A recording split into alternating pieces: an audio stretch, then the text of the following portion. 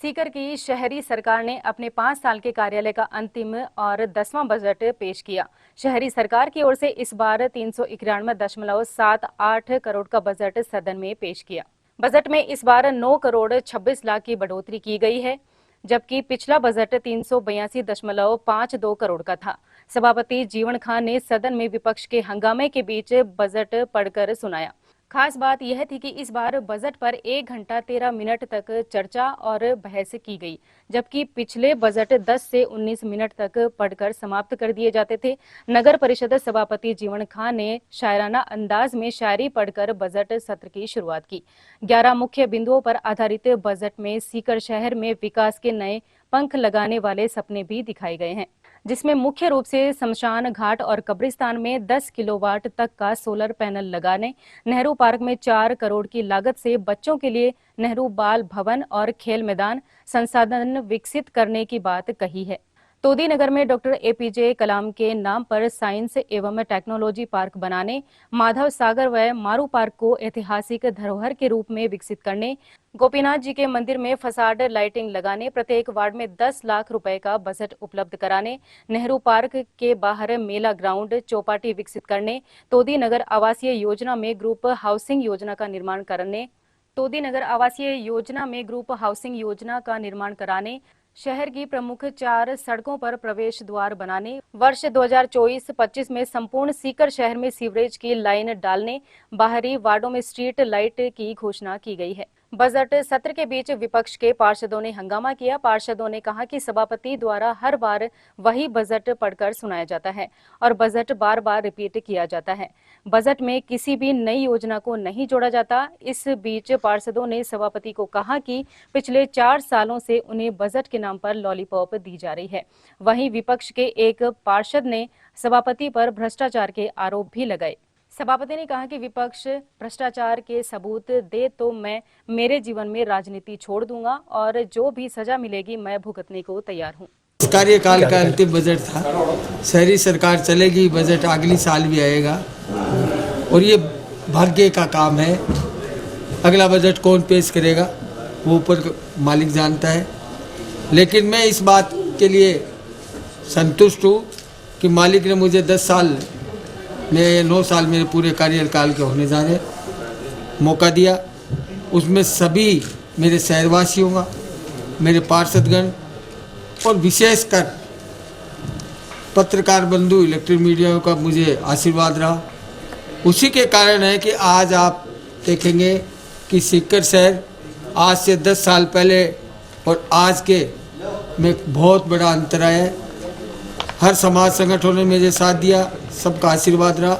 आज का बजट सीकर शहर को और ऊंचाइयों पर ले जाने का बजट होगा। उसमें 391.74 करोड़ का बजट हमने पेश किया है और उस बजट में हमने हर क्षेत्र में काम करने का, सीकर के सौंदर्यीकरण, पार्क, ग्रीनरी, स्कूल्स, जो शिक्षा के क्षेत्र में आज सीकर की नई पहचान बन रही है, और जो स्कूल हम बनाने जा रहे हैं, जो इंग्लिश मीडियम पिछले कांग्रेस गवर्नमेंट के समय में घोषित हमने करवाई, उन इंग्लिश मीडियम में 3 स्कूल बनाएंगे जो बाहरी क्षेत्र के लोग, वंचित लोग, उनको स्कूल मिले। और मैं आपसे वादा भी करता हूं और आपका आशीर्वाद भी लूँगा कि वो इंग्लिश मीडियम स्कूल मैं ऐसी बनाऊंगा जो राजस्थान के अंदर आदर्श स्कूल बने। उसमें सरकार के साथ साथ नगर परिषद और नगर परिषद के साथ सीकर की जनता का सहयोग लेकर के ऐसे स्कूल बनाएंगे जिसमें बच्चों का एडमिशन लॉटरी से हो। हमने आज जो सीकर का बजट है उसमें पिछले कार्यकाल में हमने कुछ घोषणाएं की थी, लेकिन चुनावी साल था, वो कार्य हमारे पूरे नहीं हुए। मैं निश्चित रूप से आपको ये कहना चाहूँगा कि आने वाले 6-7 महीने के अंदर सीकर में साइंस पार्क, नेहरू बाल भवन, हमारी 3 स्कूल और नए आयाम जो लिए। दूसरा मैं ये कहना चाहूँगी, सरकार की मंशा सौर ऊर्जा में राजस्थान के अंदर सीकर को पायलट प्रोजेक्ट के बंदे स्वीकृत किया गया है, जिसमें आपकी नगर परिषद राजस्थान में सबसे पहले सौर प्लांट लगा करके आज जीरो बिल इस नगर परिषद का, जो 1.5 से 1,80,000 तक का आता था, जीरो बिल आ रहा है। इसी प्रकार हमारे 2 MLD 8 MLD नेहरू पार्क ऐसी जो संस्थाएं हैं जिसमें 1 लाख से ऊपर का बिल आ रहा है, उसको हम सौर ऊर्जा से जोड़ने का प्रयास करेंगे। दूसरा, हमारे सामाजिक संगठन हैं, हमारी शमशान भूमियाँ हैं, हमारे जो कब्रिस्तान हैं, उनमें हमारे सामाजिक संगठनों को बिल का भारी भाव जाता है। 2-3 नगर परिषद भर रही थी, उनका भी बिल अधिक आता है। तो मैं पूरे मेरे सामाजिक संगठनों की जो एक मांग थी काफ़ी समय से कि हमारे पर ये बिल आता है और ये बिल हमें लोगों से आर्थिक मदद लेकर के चुकाना पड़ता है।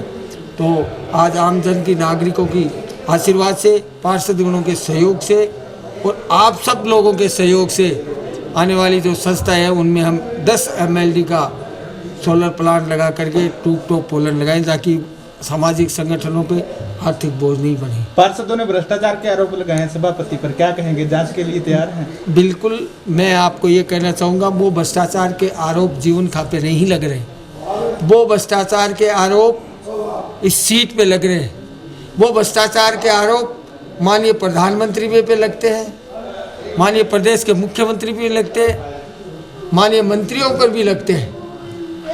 वो भ्रष्टाचार जीवन खापे नहीं, वो इस सीट पे वो लोग लगा रहे हैं। मैं उनको एक खुले चैलेंज के और खुले मन से ये कहना चाहूँगा, आप जहाँ भी जांच करवाएं, बिल्कुल करवाएं। अगर वो सबूत दे देंगे मैं मेरे जीवन में राजनीतिक छोड़ दूंगा और जो भी सज़ा मुझे मिलेगी वो भुगतने के लिए तैयार हूँ। नेता प्रतिपक्ष अशोक चौधरी ने कहा कि शहरी सरकार ने आज जो यह बजट पेश किया है वह दिशाहीन, विजनहीन और सीकर के 3 लाख की आबादी को भ्रमित करने वाला बजट है। इस बजट के अंदर कुछ नहीं है, वही पुरानी घोषणाएं हैं। एक बार पुनः सीकर की जनता को ठगने का काम किया गया है। शहरी सरकार का 2024-25 का जो ये बजट पेश किया गया है, ये एक दिशाहीन, विजनहीन और सीकर के 3 लाख जो आबादी है उसको दिग्भ्रमित करने वाला है।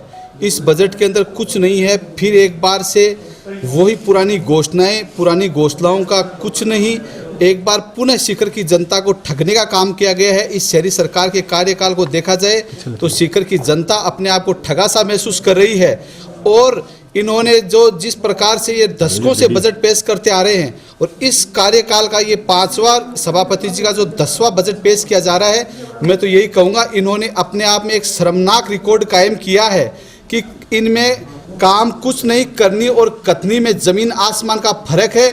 ये सब हम देख रहे हैं। एक भी घोषणा धरातल पर नहीं उतरना, सीकर के साथ एक प्रकार से छलावा करने का काम किया गया है। ओके, ठीक है सर, धन्यवाद।